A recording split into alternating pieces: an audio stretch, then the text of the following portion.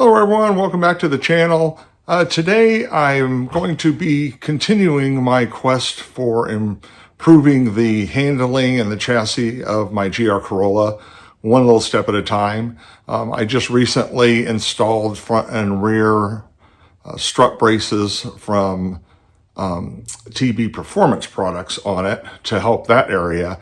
And today I'm going to be installing some end links for the sway bars. So I'm going to start with the front one. So let me show you what I've got here. So this is what I'm going to be installing on my front sway bars today. So these will be replacing the OEM links, and these will be a vast improvement from the sponginess that the OEM links give. And the spherical bushings in these will rotate but have no play in that sense. So I'm excited to get these on. And I also have a set for the rear. I'm doing the front today, and I'll do the rear. Hopefully I'll try and get to that in the next day or two.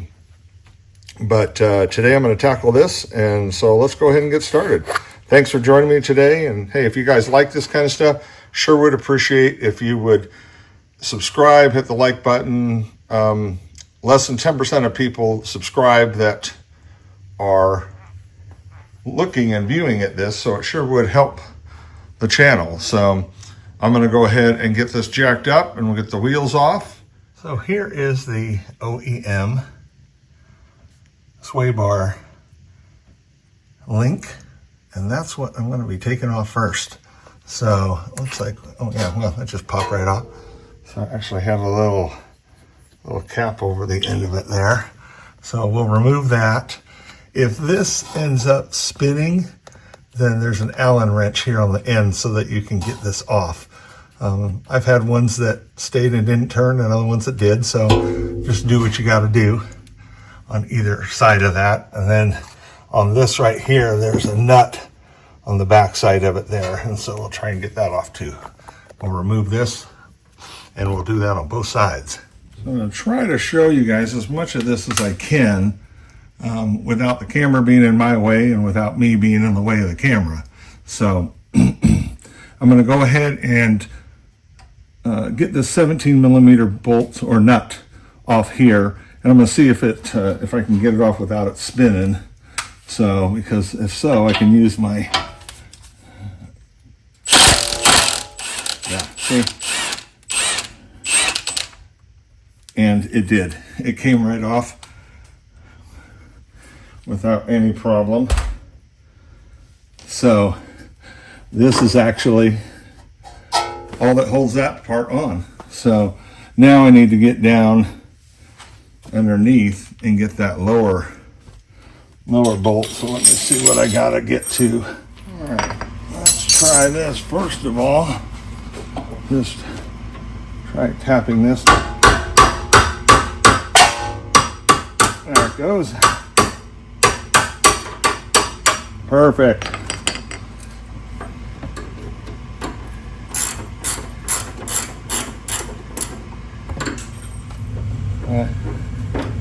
A long stud. There it is.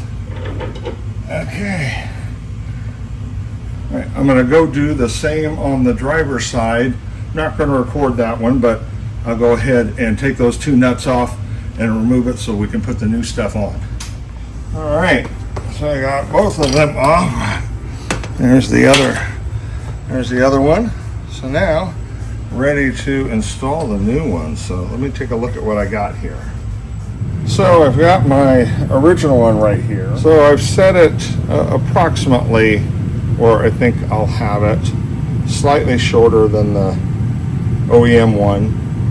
And then, so this is, they provide two size bolts here, a long and a short one. The long one is for the bottom, and it slides through like this. So you've got the two bushings here. This is going to attach to the bottom, and then we've got a nut that will go there too. So I'm going to go ahead and slip this through, and then we'll adjust and bolt the top piece together. So I had a thought that what I should do is get both of these adjusted to approximately the same, so that way I don't have to worry about it.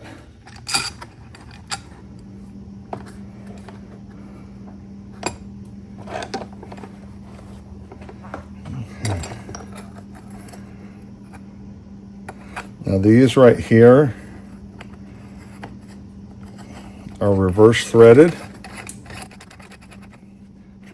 And what I'm doing is I'm tightening, or I'm adjusting these down to right where you can see on the threads here, there's a little bit of a flange. I'm just seating those so I just see the flange. Okay, perfect. I got 5 threads on each one, so those should be good to go. This nut, very odd. It's a 18 millimeter. Seems like an odd choice. I would have thought it would have been a 17 like OEM. If you go anything bigger, make it a 19, but nope, it's an 18. Get the nut, get it started. Okay, nut is on. For the long bolt, or for the short, the shorter bolt goes on top. And you see that little washer right there. So you got to make sure that that's on there. Okay, there we go. I turn that and get that through there. And then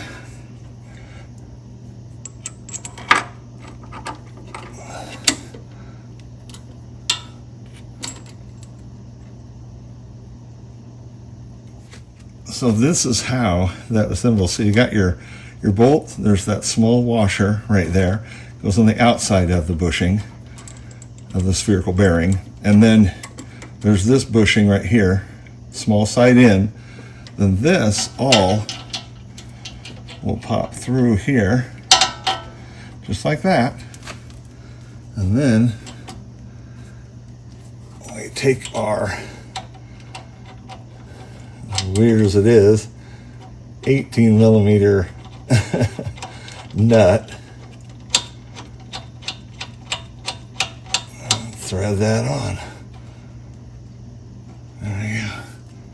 Now, one very important part of this, obviously, is to get everything in the right order, but these Allen bolts right here should be facing out and up.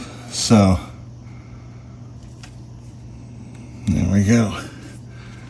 Okay, and once everything is in place like that, now you can tighten everything down. So I've got a 5 millimeter Allen wrench here. I'll snug these guys down. So that will help pinch this fitting here. So, and then I think I'm going to go ahead and tighten this one and the lower one, and then I'll tighten these guys right here, cinch them up against each other. And I'm going to tighten this up. Oh, interesting enough, the head is a 19, the head of the bolt.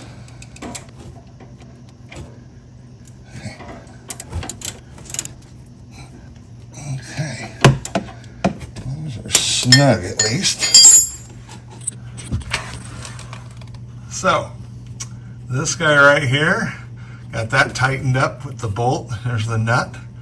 So you want to go ahead and tighten this. This is a 19. This is a tight 22, but the 22 fit on there okay. You want to tighten up these two 5 millimeter Allens, and then you want to tighten up this down here. Again, this is a, gosh, I'm trying to remember now, 19, I think.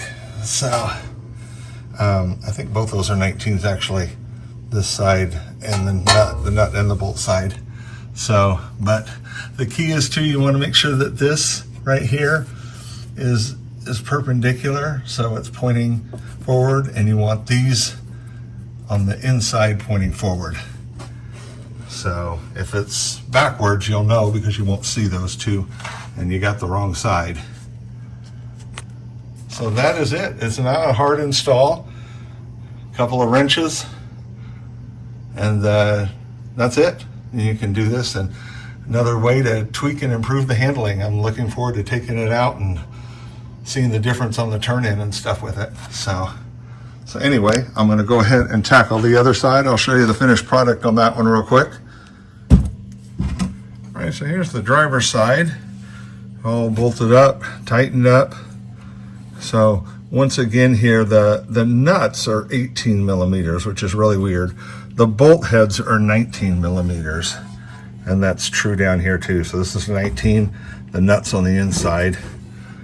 You can see the orientation of the bushings here. You got the small one here, big one here, taper goes in, and then on this one, taper goes toward the strut link, so, or the sway bar link.